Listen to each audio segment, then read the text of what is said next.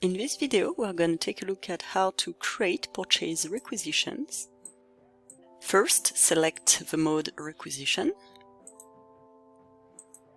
and then create a new sheet with this mode. You have multiple options to create new requisitions. You can type the data in. You can also use one of our two download options to start your requisition creation.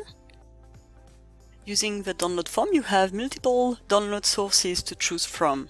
You can download your blanket information, you can download from the interface tables, download purchase order information, quotation, existing requisitions. You can also download your requisition templates. This can be the base to create new requisitions. Each download form will have different criteria available. Use the wildcard person character to perform a partial or full search on any list of values.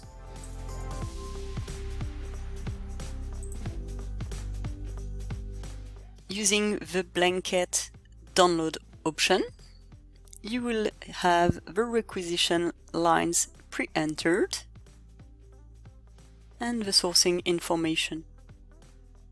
You can then complete this dataset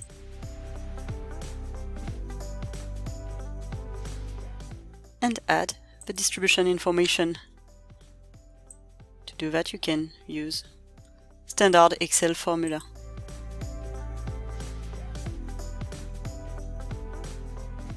You can also use the second download option to download existing requisitions using requisition number, status, or description. Highlight your download criteria and choose this second download option, download using sheet data. You can then mimic this existing requisition to create a new one. But first, let's clear IDs and requisition number for this existing requisition, so Oracle can generate a new one. You can then complete your dataset using data forms available from the main ribbon or by double-clicking on any requisition you'd like to see. Data forms are useful to see the mandatory fields highlighted in yellow and also any issue on your dataset.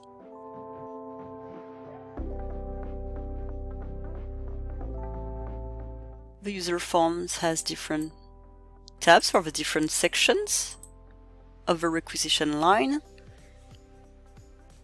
If you put a sourcing option here, the source details will default based on the item selected, like the supplier, site, document details, and source price.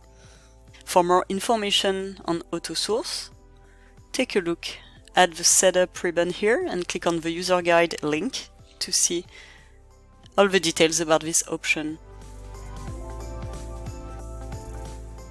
You can also accelerate your data entry using the default values row number 10. Anything you put on this row will default on the blank rows below. You can use this feature to default the need by date, destination type, or any other column you like. You can obviously override this default value by entering something different.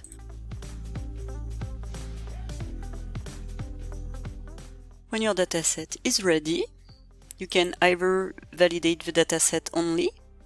Validation also happens when you bring up the user form for any record, or you can validate and upload. Let's choose this second option.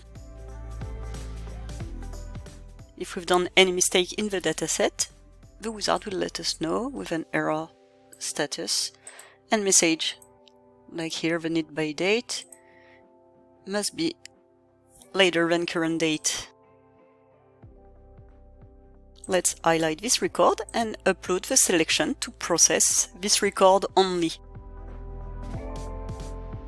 Those two requisitions are now pending, which means they are standing in the standard Oracle interface table. We need to run the Oracle requisition import program to move those requisitions from the interface tables to the actual requisition form in Oracle.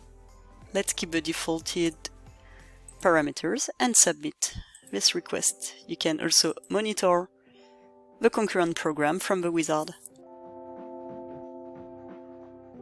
When the concurrent program is complete, you can refresh the sheet to get the final statuses. Those requisitions have been successfully created in Oracle. At the end of the upload, the requisition numbers have been put back on the sheet, so you can search for the requisition in Oracle.